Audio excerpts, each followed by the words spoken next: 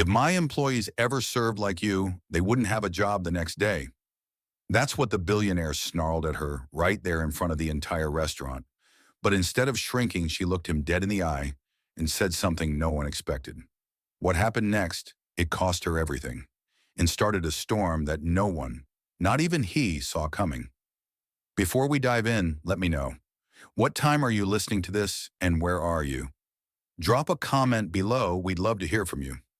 Steam rose from the old coffee pot as morning crept into the small Jackson Heights apartment. Sunlight slipped through the blinds in thin stripes across the worn linoleum. Claire sat at the tiny table still in last night's black and white uniform collar askew. The coffee was bitter from sitting overnight, but she poured a cup anyway, wrapping her hands around the chipped mug.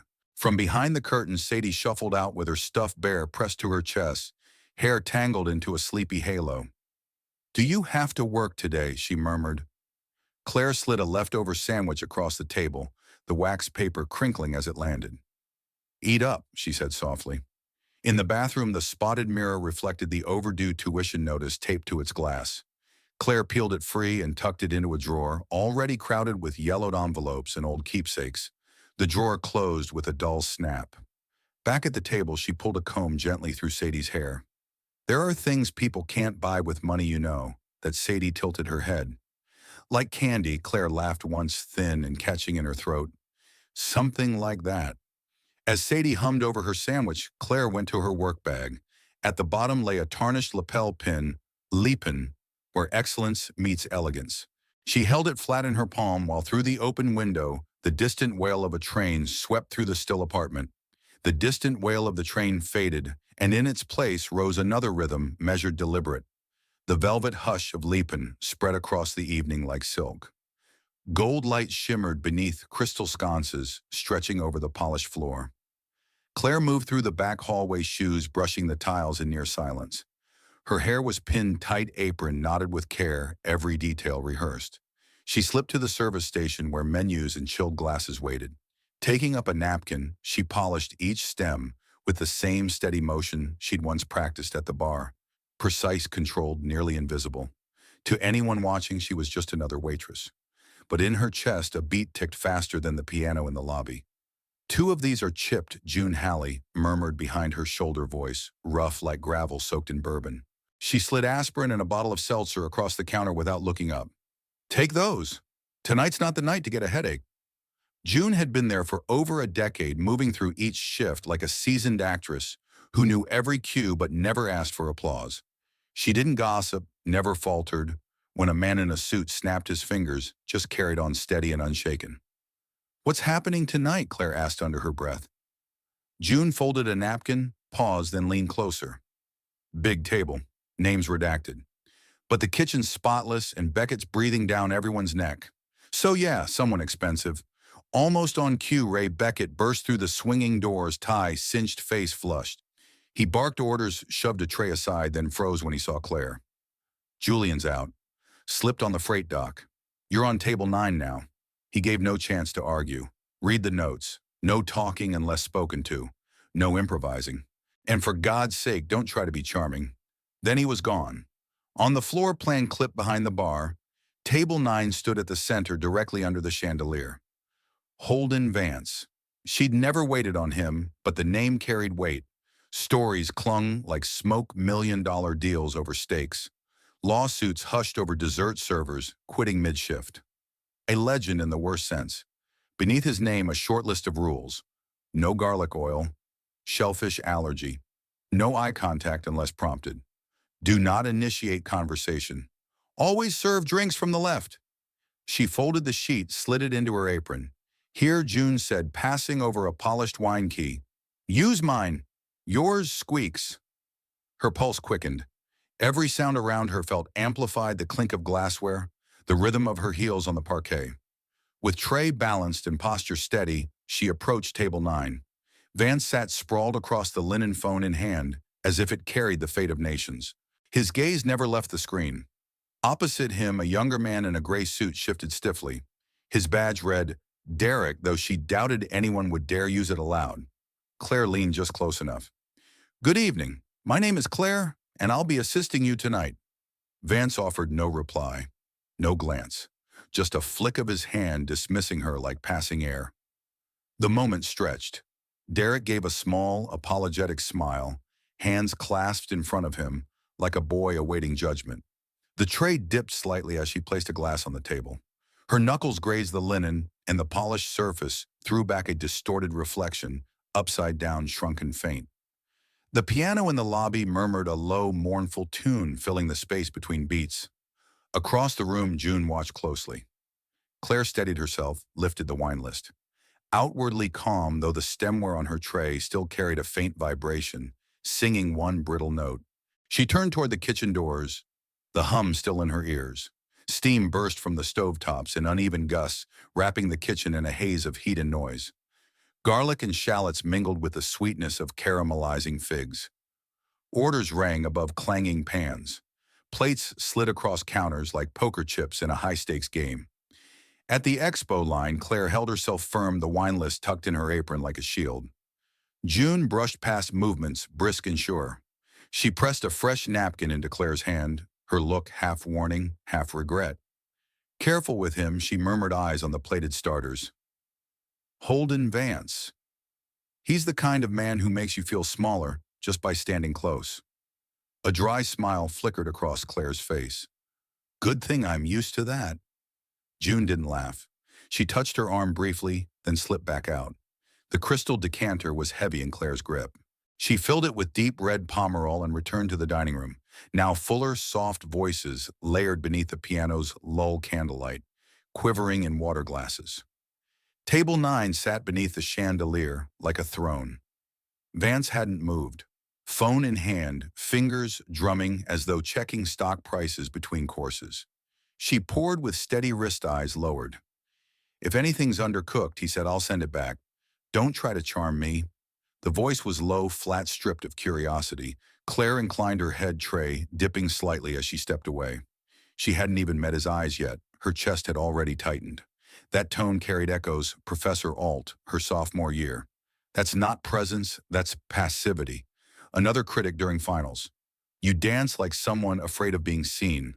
And her father once over the phone. No daughter of mine waits tables. Back in the kitchen, the tempo had shifted. Odette was plating herself a rare sight. Hair knotted tight, sleeves rolled, her focus razor sharp as she placed the Wagyu on a gleaming plate. You tell him this is my cut, she said, voice clipped. I seasoned it. I tasted it. It's perfect. If he complains, the problem's his mouth, not mine. Claire gave a short nod, afraid her voice would crack. Carrying the dish in both hands, she paced with metronome precision. One step, another heel, catching slightly on the rug before the dining room swallowed her again. Table 9 loomed unchanged. Derek fiddled with the condensation on his glass, avoiding every gaze theirs, the chandeliers, even his own. She set the plate before Vance with exact care. The meat gleamed beneath amber light pink center seared crust, black garlic dots aligned like notes on a staff. He carved a piece, chewed, once paused. Eyes narrowing, jaw tightening. Then with sudden force that stilled every fork in the room, utensils clattered onto porcelain. You call this medium rare? His voice wasn't loud, but it carried. You trying to give me salmonella? Heat surged into Claire's face, then drained. She held still, throat locked tight. I'll ask the kitchen to prepare another, sir, she said quietly. Derek shifted, but one look from Vance silenced him. No, Vance said, pushing the plate forward. You already failed once. Bringing another only wastes time. Claire stayed rooted. Behind her, the piano dragged out a minor chord like a sigh. From the edge of her vision, June had halted, mid-step, tray frozen in hand. Her fingers hovered above the plate, almost touching, but not quite. The clatter of glasses and muted chatter thinned to a hush. Holden Vance set his utensils down with surgical precision. The knife tapped once against the rim of his plate, sharp enough to cut through the music and ripple across the surrounding tables like a dropped pin in a cathedral. This, he said, voice calm but cutting, is the second insult tonight. Claire stood upright, spine stiffened beneath her pressed white shirt. The edges of the dinner plate warmed her fingertips, though the food was already cooling fast. She felt eyes begin to settle, some curious, others awkwardly diverted. I can bring you another dish, sir. She offered, each word carefully measured, as though walking across a beam above fire. Holden didn't look at her.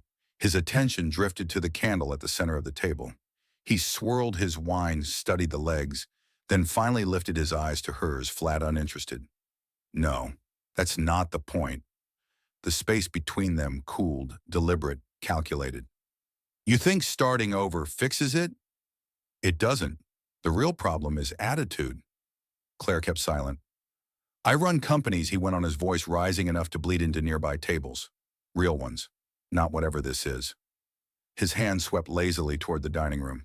The couple at table 10 froze mid-toast. A waiter backed into the kitchen tray, half-loaded, jaw tight. I didn't get where I am by tolerating laziness or lip service, and I won't start tonight. Across from him, Derek shrank into his seat, staring at his water glass as if it promised escape. Heat climbed Claire's neck, not shame, but an old burn. Professor Alt waving her audition aside next. A critic during finals, you dance like someone afraid of being seen. Her father once on the phone, no daughter of mine waits tables. From the shadows, Ray Beckett lingered near the service station, eyes darting like someone tallying losses before deciding to intervene. Holden leaned back, a king surveying his court. I've spent my life building excellence. What I see here is someone pretending. Badly. A brittle laugh escaped him. You don't even look like you want to be here. Claire held her ground. The apron strings pressed against her spine, one hand curling tight behind her. The candlelight caught the silver of his tie clip as he leaned forward. Do you know who I am? She blinked once. I've fired entire teams before noon. Shut down operations across 3 time zones before breakfast. Mediocrity is a cancer. You don't reward it. You cut it out. From across the dining room, June took a step but halted when Holden lifted his hand, his finger leveled at Claire, unwavering. If someone on my payroll showed up with your attitude, they'd be gone before they touched the door. A murmur stirred the far end of the room. The pianist faltered through a chord. Then the hush closed in again, dense and brittle. Claire's lips parted. Her pulse hammered beneath her collarbone. Still, she didn't retreat. No raised voice, no tears, no apology. She only looked at him, steady, unflinching, recognizing what this really was. Not about stake or rudeness or service. It was power. A man used to bending the world and expecting women to bend with it. The plate weighed in her hands like a burden she no longer owed. Holden exhaled sharply through his nose, sealing the air like a contract. Well, are you going to apologize or keep wasting my evening? Claire set the plate down on the nearest empty table, quite deliberate. Ray started to speak, thought better of it. Holden's eyes narrowed. Claire turned back to him. When she finally spoke, her voice was quiet, each word striking clean as a bell in winter. You can buy the steak, she said, but not respect. She didn't flinch. He did. The dining room seemed to pause. Candle flames stilled, mid-dance air stretched tight as wire. Claire stood tall, shoulders squared, the tray resting lightly against her hip. Her gaze stayed fixed on him, not angry, not even defiant, but clear, stripped of apology. Holden Vance said nothing. His jaw tightened, lips parting as if to strike again, but no words came. His head tilted like trying to shrink her into something easier to dismiss. The silence pressed down on him now, not her. Her words still hovered between them. You can buy the steak, but not respect. Across the room, a woman exhaled. A man in a charcoal blazer shifted uncomfortably. From near the dessert cart came a single clap, light, tentative, then another, and another. Not loud, but steady, a tide creeping against Holden's pedestal. Claire didn't smile. She didn't have to. Her fingers eased their grip on the tray. A slow breath left her chest thin as steam escaping a kettle. June stood rigid across the room, arms crossed, expression unreadable except for the glint in her eyes. Derek stared at his napkin, his thumbs kneading the edges. Color rose in Holden's face. For a moment he stood frozen while the muted applause crackled like static around him. Then came the snap. He turned on Ray, voice slicing through the hush like glass shattering. Fire her. Now. Ray hesitated, lips parting, but no sound following. His hand tugged at his tie, caught between instinct and obedience. Holden's voice climbed. Did you hear me? Fire her this second? Or do you not work here either? Claire kept silent, her eyes pinned on Ray, calm, steady. Ray's mouth flattened. He gave no answer. Holden shoved his chair back with a scrape loud enough to rattle the room. She insulted a guest. I don't care what fantasy you live in. This is my city, my money. I don't spend it where I'm disrespected. The clapping died, but the stillness lingered heavy. At last Ray spoke, voice low. Claire, I'm going to have to ask you to step aside for the night. Her chin lifted. For the night, we'll talk tomorrow. Behind him, Holden scoffed. She won't be back tomorrow. Don't sugarcoat it. Claire looked down, once then folded her apron neatly and laid it on a nearby table. No tremor, no pause. She stepped back. Once, twice. Someone whispered her name soft enough to vanish in the air. Sadie's drawing surfaced in her mind, a ballerina with wide eyes and a teddy bear in one hand, a star in the other. She didn't turn around. Not at the host stand. Not when the front door creaked open louder than it should. Not even when Holden called after her, his voice thinned of anger, emptied of weight. She walked into the winter nightcoat, unbuttoned cheeks, and still flushed from the fire she carried with her.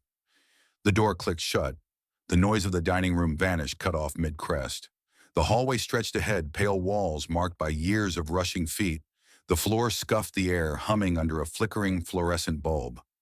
Her breath snagged, then left her in a shaky rush. Fingers brushed her temple, tucking back a stray hair. The chill here felt different, emptier. Her pulse still thundered in her ears. Did I really say that? She leaned back against the wall tray, still in hand, the chill of the metal seeping into her palms. Behind her, the muffled clatter of silverware resumed, faint distance swallowed by plaster and pride. Footsteps echoed. Claire. Ray's voice reached her before his figure did. She turned. He didn't look angry, just worn. He stopped a few feet away, arms folded, eyes fixed on the peeling paint near the ceiling. Look, it's complicated. I'll need to talk to upper management before anything's final. Claire managed a brittle half-smile. I understand, she whispered. Ray hesitated. Don't come in tomorrow. Not yet. She exhaled, nodded. He left without another word. The click of his shoes faded quickly down the corridor. The silence that followed pressed harder behind her eyes and her throat. Claire lowered the tray onto the bench by the lockers and sat. Fingers laced in her lap, her thumbs circled one another, a tremor running through her, not fear exactly, but something unshaped rising. The door creaked again. June slipped and her usual tired smirk softened. She held out a half-empty water bottle.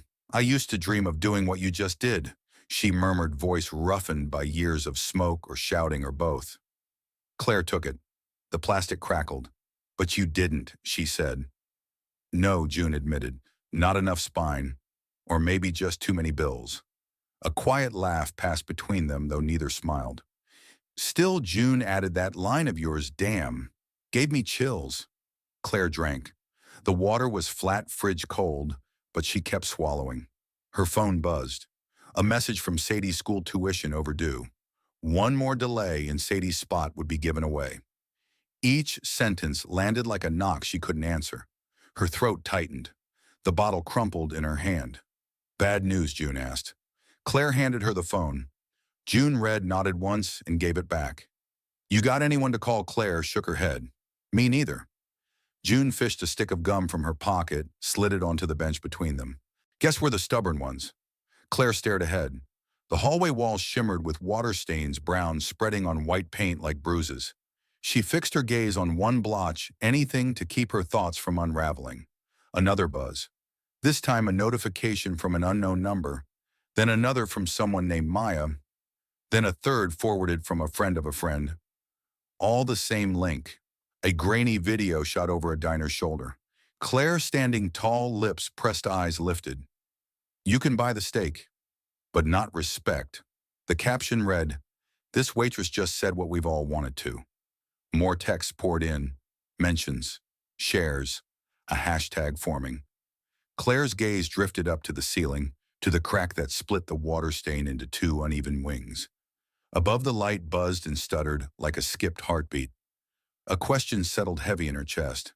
Not panic, yet just weight sliding into place. If I don't have this job tomorrow, what then?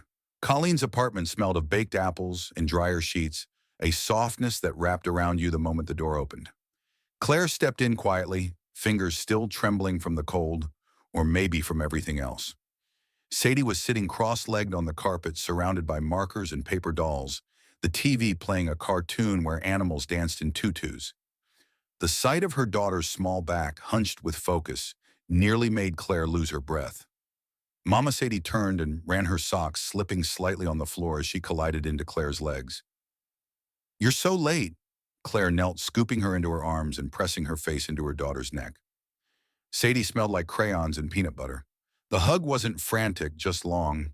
The kind of hug you give when you're afraid to let go too soon. Colleen leaned against the kitchen doorway, arms crossed. Her eyes, usually playful, held something else now: restraint, concern. "She was an angel," she said. "Didn't even ask for screen time till 20 minutes ago." Claire smiled weakly. "You're a miracle." "Nah, just a woman with 2 casseroles and bad taste in reality TV," Colleen replied. "Then softer," I saw the clip. Claire's stomach nodded. "She asked to see it," Colleen added, nodding toward Sadie. "I told her it was just something grown-ups were talking about. She's too little to understand." Claire exhaled, stood and reached for Sadie's coat. "Thanks again." "Really?" On the way down the steps, Sadie clutched Claire's hand tightly. "Was work scary?" she asked, her voice small under her knitted hat. Claire hesitated. "A little." "Did someone yell at you?" Another pause. "Yes," she said simply. Sadie frowned, then looked up with wide eyes. "Did you yell back?" Claire shook her head. "I said what I needed to." The girl considered that, then nodded as if it made sense. Wind moved along the sidewalks like something searching. Snow hadn't fallen yet, but it was waiting in the air, sharp, silent. By the time they reached the apartment, Claire's phone had pulsed 4 times. She ignored it. Sadie kicked off her boots and ran to her tiny bookshelf. Claire hung both their coats, opened the fridge, closed it again. Nothing sounded good. Everything tasted of pressure. She waited until Sadie was in pajamas, teeth brushed, tucked under her quilt with its frayed corners and faded stars. Sitting at the edge of the bed, she smoothed back her daughter's curls. "Can we do the sleepy rhino story?" Sadie mumbled. "Not tonight, Bug. Mama's tired." "That's okay." A small yawn. "You can tell it tomorrow, when you're not famous." Claire blinked. What? Sadie smiled sleepily. "Colleen said people on the internet are talking about you. That means you're famous, right?" Claire kissed her daughter's forehead. "Sleep, baby." The bedroom door eased shut, latch clicking softly into the dark. Only then did she reach for her phone. The screen flared, missed calls, voicemails, messages flooding in. Friends long silent, strangers, screenshots, links, hashtags tumbling past. A man from Cleveland offered to buy her dinner. A woman in Denver had written pages on how much her words meant. Another message was just a single line: "Thank you. I needed that." Her thumb kept scrolling, face composed, though her pulse thudded faster. Then one name appeared, freezing her in place. Laurel Harrow, owner of Leapin. Claire hadn't spoken to her in 2 years. The message was brief. "Claire, I expect you in my office at 9 a.m. sharp. We need to talk. No greeting. No warmth. Only business." She read it once. Then again. A third time. Fingers hovered above the screen as if the text itself might burn. No reply. Instead, she opened a link someone had sent, the original 32-second clip. Her thumb lingered on the play icon, but wouldn't press. Watching felt like spying on a stranger. The phone went face down on the table. She rose. Through the window, the city gleamed in shards, sirens wailing, then swallowed by stone and glass. The radiator hissed, old and restless. Her head turned toward the bedroom. Sadie's breathing lifted and fell like waves brushing a quiet shore. The phone shivered again. Once. Twice. Still she left it. A chair scraped across linoleum as she pulled it out and sat. Half-light filled the kitchen, mingling with the thin spill of a street lamp through the blinds. One word weighed in her chest, heavy as lead. Now what? The basement office had none of the polish of the dining room above. Fluorescent lights buzzed softly overhead. Claire stood at the glass door for a moment, her reflection blurred by the press of camera flashes beyond. Laurel Harrow sat behind the desk, posture like a blade, sharp and upright. Ray Beckett leaned in the corner, arms crossed, eyes down. A manila folder rested on the desk between them, its edges curled. Claire stepped in, shutting the door behind her. The click was softer than she expected. "Sit," Laurel said without looking up. Claire obeyed, smoothing the front of her coat as she lowered herself into the chair. Her badge was still clipped to the lapel, though she didn't remember pinning it there that morning. "We've all seen the clip," Laurel began, finally meeting Claire's eyes. Her tone wasn't angry, just exhausted. "It's everywhere." Ray shifted one foot, tapping quietly against the floor. "Mr. Vance called twice last night. Left a voicemail threatening legal action for public defamation. Said he'll pull his investments from two of our silent partners unless we issue a public apology," and Laurel raised a hand to stop him, then turned back to Claire. "We're getting calls, emails, some supportive, some demanding you be fired immediately. We've got a PR firm drafting statements." Claire didn't speak. Her fingers traced the rim of a coffee cup someone had left behind. "We've had our differences," Laurel said, voice softening just slightly, "but you've always been one of our strongest staff. Your tables ask for you. Your tips speak for themselves. But this," she inhaled slowly, exhaled through her nose, "this is something else entirely." Claire blinked, eyes dry but tight. Ray finally spoke, voice lower than usual. "You didn't do anything wrong, but you said it at the wrong table." That landed harder than if he'd yelled. "We have investors," Laurel said again, leaning back. "You know how this works. We have to protect the business. As of this morning, your position is terminated, effective immediately." The words hung in the air like smoke after a blown fuse. Claire gave a small nod. No outrage, no begging. Just a stillness that felt like something ending, not with a bang, but with a door closing gently behind her. Laurel slid a stack of papers across the desk, release forms, final paycheck, legal acknowledgement of no further claims. Claire left them untouched. In the corner, June stood pale, her fist twisting the hem of her apron. She parted her lips, then closed them again. Laurel's sharp glance killed whatever protest might have risen. Claire rose. Ray's eyes flicked up to her, just for a second before dropping back to the floor. From her coat, she unclipped the badge. The letters were worn but still legible. Lipan. Where excellence meets elegance. Her fingers lingered, then she set it neatly on the desk. No one moved. Claire reached the door, its glass fogged from the cold. She pulled it open and stepped into the hallway. When the latch clicked shut, the silence left behind felt cavernous. Cameras swung toward her like sunflowers to light. Voices called her name. She kept moving, boots striking a rhythm that grew harder, steadier. Near the back exit, June caught her elbow. "Claire," she whispered, "I'm sorry, I should have." A shake of the head. "You've got a kid in college. Don't." June hesitated, then held out a wrinkled envelope. "Someone left this in the kitchen. Said it's support money from the staff." The flap opened just enough to reveal small bills, coins, and a note in block letters. "For Sadie, for strength." Claire's throat tightened, but her lips stayed pressed as she gave a single nod. In the alley behind the restaurant where dumpsters steamed in the morning chill, she paused. From her pocket came the badge again. It must have slipped back when she stood earlier. The metal felt heavier than memory allowed. She turned it once, then let it fall.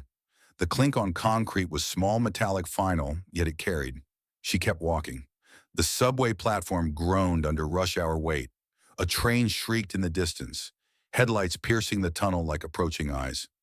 On a cold steel bench, Claire drew her legs close, coat too thin against the wind funneled through the station. In her hand, the folded termination letter sagged at the corners, damp from her grip. Paper crackled each time her fingers clenched. The phone buzzed in her lap. Another message, then another. She unlocked the screen, dozens of notifications, unknown numbers, voicemails, tags. Some offered interviews. Others hurled insults. Several said only, "Thank you." Her thumb slid past them, jaw locked. Two were deleted. She froze on the third. The video looping from a news site's account. Her name now, a hashtag. She hesitated, thumb hovering above play. The clip flickered to life. Her face came into view, shoulders square, tray held steady. Holden's voice, sharp and condescending, spilled from the speakers. "I've run billion-dollar companies. If my staff served like you, they wouldn't last a day." Then came her own voice, clear and low. "You can buy steak, but you can't buy respect." The silence after echoed louder than any applause. Claire watched herself blink once in the video, then turn away. On screen, she looked composed, motionless. But she remembered the quake in her ribs, The burn behind her eyes, the certainty she was seconds from breaking. Now her vision blurred, not from shame, but from something deeper, grief tangled with power. The loss of one thing and the discovery of another. Another message chimed. She let it wait. A mother sat beside her with a toddler clutching a balloon. The child peeked up, offered Claire a crumb from a pretzel, then returned to her snack. Claire's smile was faint but genuine. Her phone vibrated again. Reluctantly, she checked. Unknown number. We represent a coalition advocating for labor rights in the service industry. We saw the video. We'd like to speak with you about something we're working on. Are you available? Her thumb hovered. The train thundered into the station brakes, shrieking gusts of air, tugging at coats and scarves. Commuters surged forward, benches emptied. Claire stayed still, phone in her lap, message open. She gazed down the tunnel where the train vanished, then at the safety poster across the platform. One bold line caught her eye. If you see something, say something. A dry laugh escaped.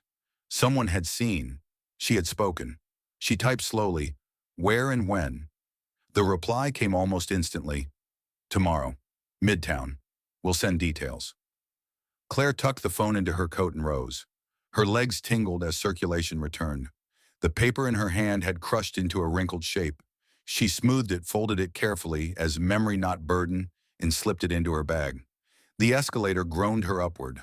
Street level stretched gray and raw Queens air, sharp enough to keep her awake. Steam lifted from a grate, a siren thinned between buildings. A saxophone stumbled through an off-key tune. She followed the sound, aimless but unafraid. A boy darted past on a skateboard laughing. Two women bickered over groceries at a corner stall. Life rolled on, indifferent to hers. Near a newspaper stand, she froze. Her face stared back from the daily news. Steak and stand waitress defies billionaire goes viral. The caption beneath Claire Everton, single mother and former dancer, became an unexpected voice of dignity in a viral moment watched by millions. She lifted a copy. The vendor waved her off. On the house. Claire nodded, tucking it under her arm. Someday Sadie would need to see this, not just that her mother stood up, but that she hadn't stepped back when it mattered.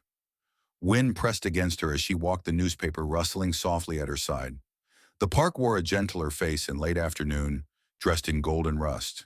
Leaves skittered across the paved path, caught in little spirals of wind. Claire sat on a wooden bench, one arm around Sadie, the other, balancing a foil-wrapped sandwich in her lap. Sadie had mustard on her cheek and ketchup on her shirt, but she grinned like the queen of autumn. Pigeons bobbed nearby, watching for crumbs. Claire peeled back the foil on her own sandwich, then hesitated. I'm not going back to the restaurant, she said barely above a whisper. Sadie looked up, chewing. Why not? Claire brushed a strand of hair from her daughter's forehead. Because sometimes grown-ups get fired when they speak up. The child tilted her head. Did you get fired because of me? A tightness rose in Claire's chest.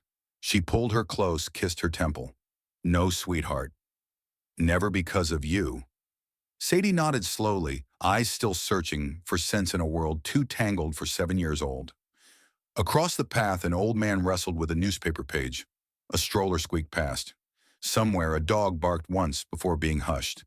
The phone buzzed in her coat pocket, but she left it alone. She already knew the sender, Project Decency. Polite, direct, still unanswered. Symbol movement, none of that fit. All she wanted was tuition-covered lights, paid shoes that wouldn't pinch Sadie's toes next month. She unwrapped the sandwich, bit into it, gaze drifting to the pigeons strutting at their feet. Do you like your sandwich? Sadie asked. A nod. Mostly bread, mostly regret. You can work at the grocery store, like Mr. Ramirez, the girl suggested. He gives me lollipops. Claire smiled. That's an idea. Another vibration stirred in her pocket. This time she checked. We're not asking you to be an activist. We're asking you to share your story. The word clung, story. Not statement, not agenda.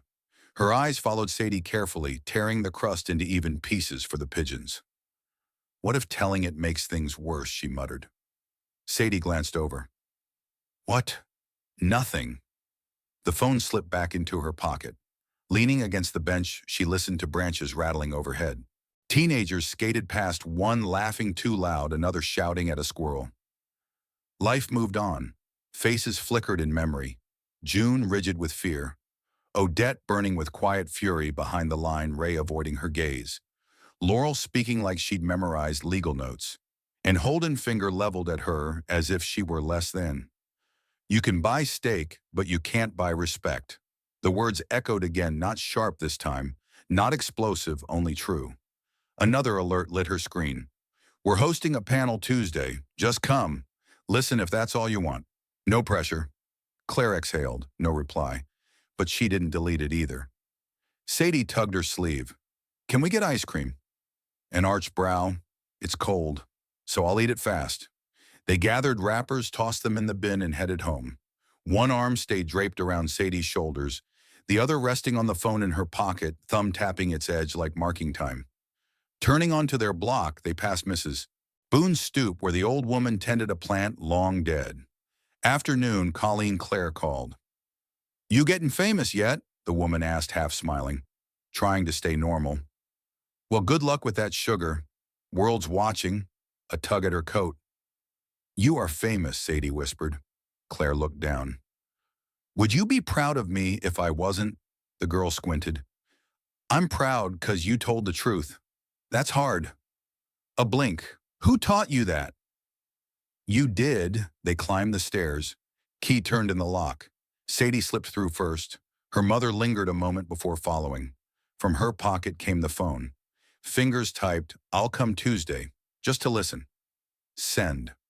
The door clicked shut behind them. The cafe smelled of dark roast and cinnamon. Steam curled from chipped mugs. Spoons chimed softly against porcelain.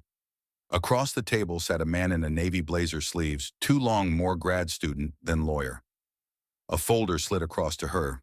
We've been documenting cases like yours for over a year, he explained, tapping a chart. Verbal abuse, retaliation firings, wage theft.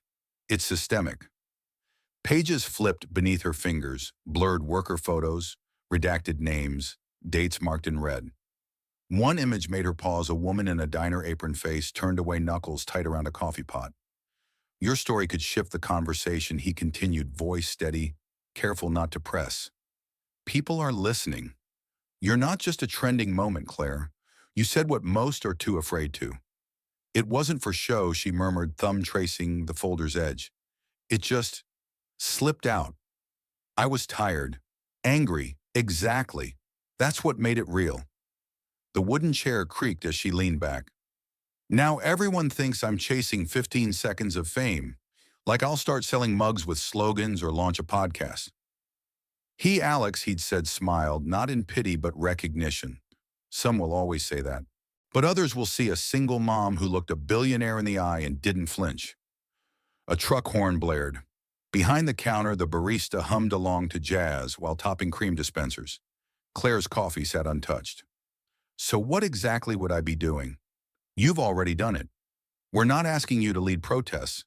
Just share your truth. Let us shape something around it, maybe a short video, maybe a statement. A voice that says dignity isn't negotiable. Her gaze caught on the window. Across the street, a maitre d' bent low to usher in a sleek couple, while a young server trailed behind, posture, rigid tray, steady smile nailed in place. Memory surged that first month at Leapin, when every greeting was rehearsed, every gesture trimmed of presence, perfection chased in silence. Alex noticed her stare. I waited tables through law school, he said, answering what she hadn't voiced. One guy asked if I came with the dessert menu. His wife laughed. Then why this work? A pause. Then my sister. Fired from a hotel after refusing to fake a health inspection. They blamed her for a guest's allergy. She still hasn't found steady work. For the first time, she looked at him closely. Tie askew collar, creased, polished enough for appearances, yet worn at the edges. From his satchel, Alex drew a small envelope. No pressure. Our proposal's in here in outline. You can walk away. Change your mind later. It felt heavier than paper should. Claire left it closed. Whatever you decide, Alex added, rising, don't let the noise steal what you did. That moment was yours. Still is. He placed a card beside the sugar jar, gave a brief nod, and slipped through the glass door, swallowed by the crowd. She lingered. The coffee had gone cold untouched. The envelope rested near the cup. Fingers twitched toward it but stopped when the phone buzzed. A text from June. "Some of us are proud of you. Don't forget that." A breath left her chest. The card was lifted, Alex Gin Project Decency. Simple print, no logo. Beyond the window, the maitre d' still bowed. A server stumbled while pouring water, earning a sharp look from a man in a tailored coat. At last she stood, slid the envelope into her bag, and stepped out. The door jingled closed. Cold air pressed against her cheeks, sharp and certain. The sidewalk stretched ahead, wet with drizzle, reflecting Brooklyn's muted afternoon light. The apartment carried a borrowed kind of quiet. Streetlight filtered through the blinds in thin slats, striping the wall unevenly. Sadie lay curled into a small bundle, breath steady, one hand resting on the ear of her frayed teddy bear. The toy's fur had thinned near the seams, the way things wear when loved too long, too hard. Claire perched at the edge of the couch, knees drawn, close fingertips circling the rim of an empty mug. On the coffee table, her phone pulsed with a dull glow screen blinking like it carried a heartbeat of its own. Another preview flashed, then another. "Please confirm appearance for Wednesday. We'll send a car. National primetime. 5 minutes with Madison Cray."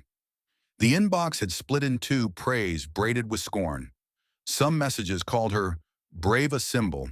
Others named her entitled disgraceful. A tab still open on the browser showed Holden Vance's face, clean-shaven arms, crossed the smile of a man used to headlines. Beneath the statement read, "The employee in question acted outside professional norms. The situation has been misrepresented. Legal counsel has been engaged. No apology, no recognition, just dismissal." The laptop lid snapped shut. A sharp ping filled the silence, this time a name she trusted. "June. Whole kitchen's buzzing. Some guests are asking if you're working somewhere else. I told them maybe you'll open your own damn place." A faint smile flickered and vanished. Fingers hovered over the keys, then retreated. Pipes groaned in the walls, the radiator hissed in uneven bursts. Claire rose stiff from sitting too long and drifted toward the window. The sidewalk shimmered faintly beneath yellow street lamps. A delivery truck idled at the curb, engine rumbling low. In the distance, the subway's thunder rolled like a familiar drumbeat. It echoed the city nights of her first year in New York, when she lay on a mattress on the floor listening to that same rumble, whispering promises to herself. "I'll make it work." Somehow. The phone buzzed again, but she let it ring. No reach, no glance. Sadie murmured in her sleep forehead, damp hair sticking slightly to her cheek. Claire knelt, brushing it back with steady fingers. Her heart pulsed, that fragile, terrified rhythm only parents know, half ache, half prayer. Back in the living room, the phone lit with another notification. Not a message, but a streaming alert. Her clip had crossed 2 million views. Claire stood in the center of the room, arms loose at her sides. Not triumphant, not broken. More like staring at a reflection and wondering whether the person looking back still belonged to her. At last she sat again, screen in hand, scrolling through the flood of comments. "That's how you talk to a man like him. Entitled millennial. She's my hero. Fired for being rude. Big deal. She should run for something." The words blurred faces in a faceless crowd, too many to hold, too sharp to ignore. A sudden knock rattled the door. 3 quick taps, hesitant yet insistent. Midnight knocks in Queens never came lightly. Another buzz arrived almost at once. A text, "Don't worry, not a stranger. Nora from Project Decency. Just left something for you." On the mat lay a manila envelope pinned by a smooth stone. Only her name was written across the front. It held papers, flyers, a draft of her narrative with careful quotes pulled from the viral clip. In the corner pocket, 3 folded checks. Donations. 1 note scrawled in block letters, "For your daughter's school." "The world needs more moms like you." Claire pressed the envelope to her chest, not sure why. Not gratitude, not grief, something heavier, quieter. It landed on the table as she sank onto the sofa, no blanket this time. Above, paint cracked into thin spider webs, the ceiling humming faintly as another train passed, slower, now softer, more like breath than thunder. The phone dimmed. Just as her eyes closed, it lit again. Incoming call, Madison Cray Show, screen pulsing. Claire watched it glow, but let it ring. The meeting room held no more than 30 chairs in a rough semicircle before a modest lectern. Air carried the scent of fresh toner mixed with stale coffee. Overhead fluorescents buzzed softly. Claire slipped into a seat near the back, hoping to observe rather than speak. Hands folded in her lap, she studied the crowd. Not at all what she'd pictured, no signs, no megaphones. Just worn work shoes, sweaters rubbed thin at the elbows, eyes carrying both fatigue and a stubborn spark. The woman beside her adjusted her coat, offering a small smile. First time a nod. "Yeah, I'm Nina," the woman said. "Housekeeping at a Marriott. Used to be." The rest came without prompting. Notes left on pillows, a $5 bill and a phone number. A laugh that turned into a termination. 21 years erased. Claire blinked. "I'm sorry," Nina shrugged. "Happens a lot. Sometimes they don't fire you for what you did just because you remind them you're human." At the front, a man tested the microphone, a squeak. The room quieted. He welcomed everyone, pointed out the snack table, then opened the floor. Stories followed one after another. A dishwasher from Long Island described the night a drunk patron punched him. Management made him apologize for provoking. A barista from the Bronx recalled a customer filming her tears and posting them online when she refused a refund. Murmurs rippled through the chairs. Heads nodded, shoulders stiffened. Claire kept listening. Words pooled heavy and raw. She stayed silent. Near the end, a woman rose. Gray hair pulled into a bun lanyard from a cleaning agency still around her neck. She gripped a crumpled page. "I just want to thank the young lady who told that man about steak, about respect." Her voice cracked but held steady. "We printed that line. It's on every break room wall. Some people cried reading it." Claire went still. The page lifted into the air, faded ink catching the light. "You reminded us," the woman said, "that what we do matters, that we matter." Heat swelled in Claire's chest. Her eyes dropped, not sure where to rest. Sympathy she'd expected. Maybe recognition. But this, her words posted on walls, repeated in break rooms, felt like being split open. The moderator stepped back to the mic. "We have media attention. They're listening now. And we'd like someone real to speak when they ask questions." His gaze found her. "You're already that voice. Would you be willing to share it again?" The room didn't turn dramatically toward her, but a few glances flicked her way, curious, warm, encouraging. No one pushed, no pressure, just quiet waiting. Claire drew in a slow breath.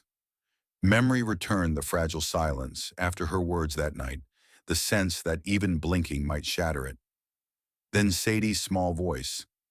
Like Candy Mama when she tried to explain that some things couldn't be bought. Hands lay still in her lap now. No tremor, only calm. "I don't know what I'd say," she admitted. The moderator offered a gentle smile. "Start with what you didn't say back then." A laugh slipped out, breaking halfway. "There's a lot." Soft chuckles rippled through the circle. From the front row, a man spoke. "We're not asking for a hero, just someone who remembers the taste of swallowing their voice." She nodded. Someone slid a notepad into her reach. The pen hovered above it, unmoving. Instead of writing, her gaze lifted past weary shoulders and hopeful faces toward the frosted glass where afternoon traffic glowed faintly through. Across the street, a waiter in a black vest stepped aside for a man in a gray coat. The waiter bowed, lips tight. The man never looked. Claire watched them pass. Then her hand closed around the pen. The hotel lobby churned with motion, heels tapping marble camera lenses, stretching like eager fingers, murmurs swelling and breaking like surf. Just behind the velvet rope, palms slick and heartbeats skipping beneath the thin fabric of a white shirt, she waited. No blazer, no makeup crew, only herself and a story the world now insisted belonged to them. From the stage came a signal. It drew her forward. 2 steps carried her up. The mic stand had already been set to her height. Beyond the glare, a thicket of journalists filled the room, their faces blurred by light. What reached her ears was not the crowd, but the faint feedback from the speakers, the soft clink of a water pitcher on the refreshment table. Everything else slipped away. "Hi," she began, voice low but steady. "I'm Claire." A pause. She hadn't planned what came next, not word for word. She didn't want to sound rehearsed. Not after everything. "I worked as a server for almost 6 years. Before that, I wanted to be a dancer. But things change. Life pulls you in different directions." Her hand drifted toward the edge of the podium, fingers brushing the wood. The scent of old lacquer and fresh flowers from a table arrangement nearby grounded her. I've poured water for people who wouldn't look at me, picked up broken glass while someone laughed. I've smiled through stomach cramps, through my daughter's fever, through bills I couldn't pay. A light flash went off, then another. She didn't flinch. And one night I was told my tone was offensive. Not the food, not the service. Just the fact that I'd spoken, that I hadn't stayed in my place. The murmurs stilled. Even the camera shutters softened. I said something back. I didn't plan to. It just happened. And I got fired. Her breath wavered, but she kept going. I'm not here to say every guest is cruel. Most are kind. But when someone treats a worker like furniture, like noise, like we're lucky just to be invisible, it chips at something. Behind the cameras, someone in the second row leaned forward, brows furrowed, not in judgment, but in understanding. I'm not an activist. I'm a mom. I'm someone who's gotten used to folding the same apron every night, to eating cold leftovers after midnight.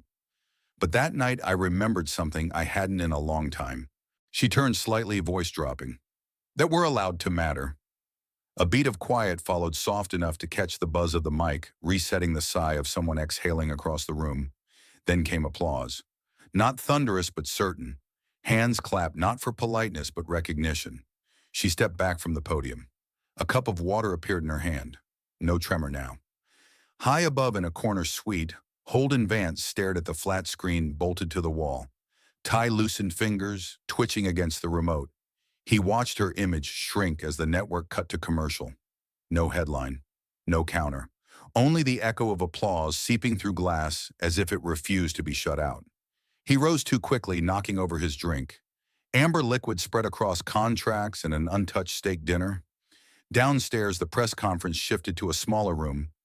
Beige walls, no windows. Reporters asked their questions. A woman from the Post leaned forward.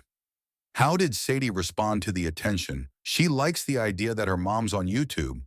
Claire admitted, a chuckle slipping through. When it ended, the elevator carried her down. The phone screen glowed 30 unread messages, 3 missed calls, and 1 text.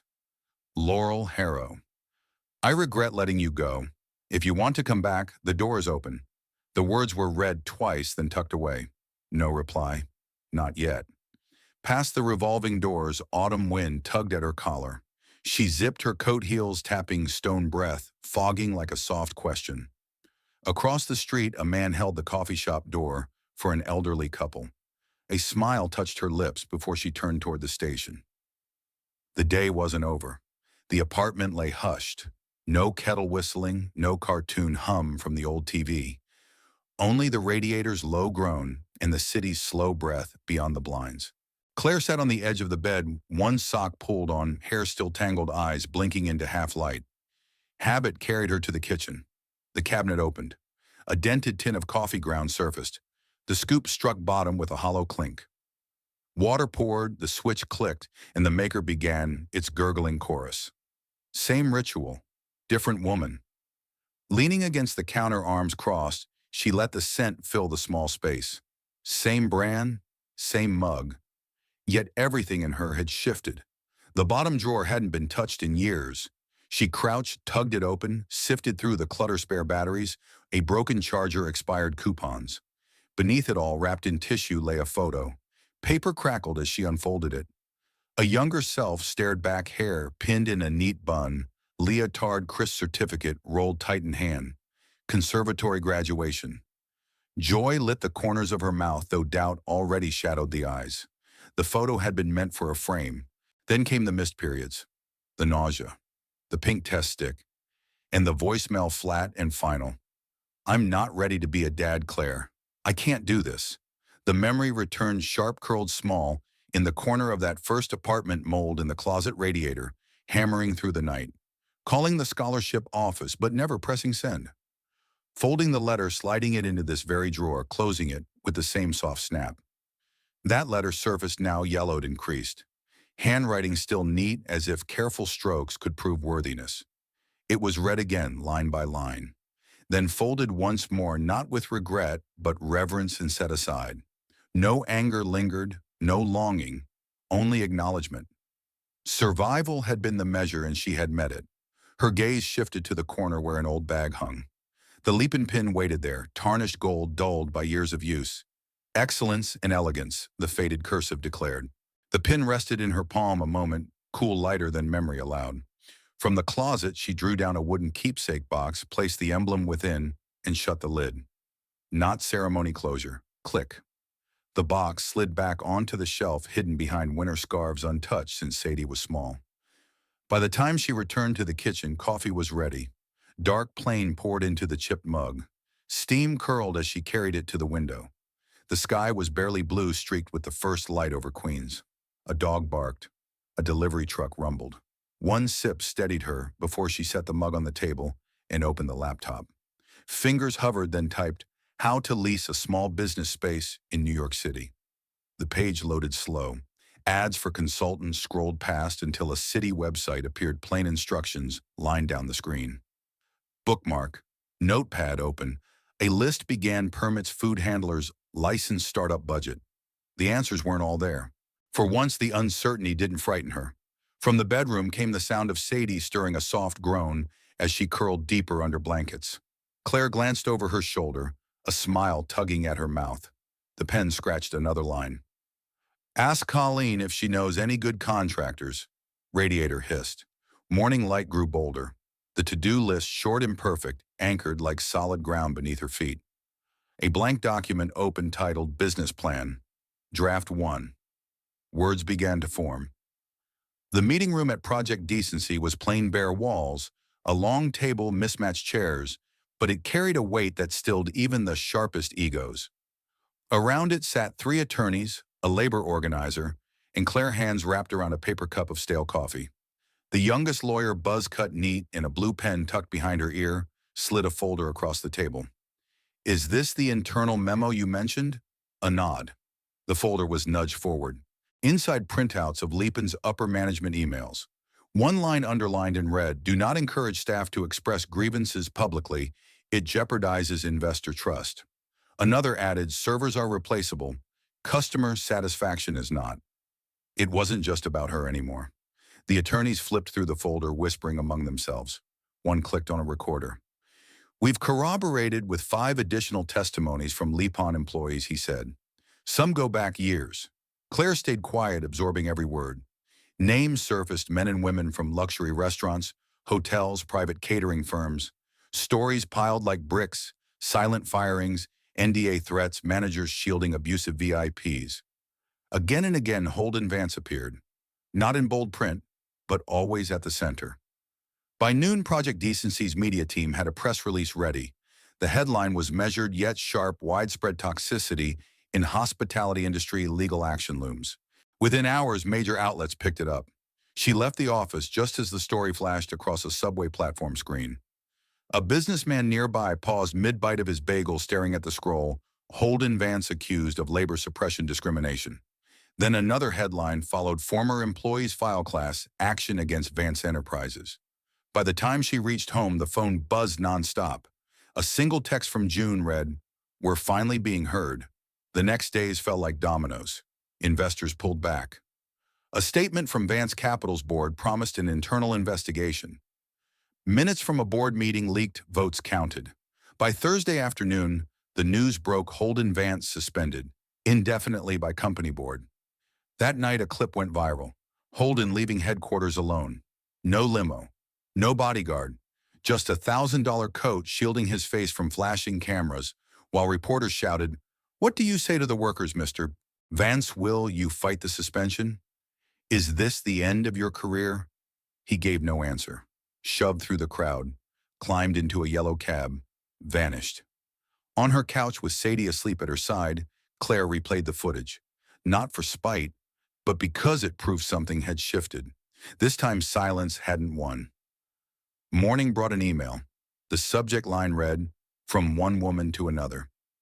Laurel's words followed. "I watched your press conference. I watched the aftermath. I'm ashamed I didn't stand with you when I should have. I'd like to meet if you'd consider it. I want to rebuild Lipin the right way with people like you, not against them." Claire's reply came after a long pause. "Thank you for reaching out. I appreciate your words, but I'm not looking to go back. I'm building something new. I hope you do too." Claire. The cursor blinked, then went still. That afternoon, another message arrived, this time from the Community Microfunding Program. Subject line: congratulations. Funds cleared. She opened the PDF. The transfer was confirmed. Eyes closed. A deep breath. Then a new browser tab. Commercial lease agreement, coffee shop, NYC. This time the cursor blinked on a signature line. Claire typed her name, tenant.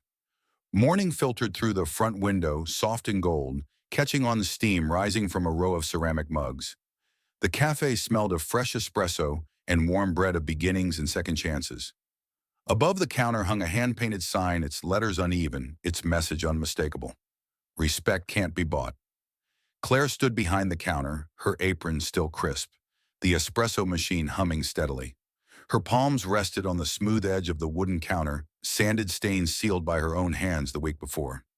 She had never opened a place before, but somehow this felt like remembering rather than inventing. She placed the first finished drink, a simple black coffee, on the counter. No whipped cream, no drizzle, just hot and honest. The cup sat there for a moment like a milestone. The bell above the door jingled, followed by a familiar voice. "I brought this for luck," June said, holding up an old glass jar with a chipped metal lid. "Sugar jar from Lipon. Thought your new place could use something sweet." Claire accepted the jar and set it gently on a shelf behind her. No words were needed. The past remained, but no longer pressed heavy. Chairs scraped softly as June slid into a seat near the window. Fingers curled around the mug just poured. She inhaled and sighed, sinking back like someone finally off their feet after a long shift. Another cup was poured, this time for herself. The bell chimed again. A man in his 60s stepped through the door, pressed slacks gray at the temples.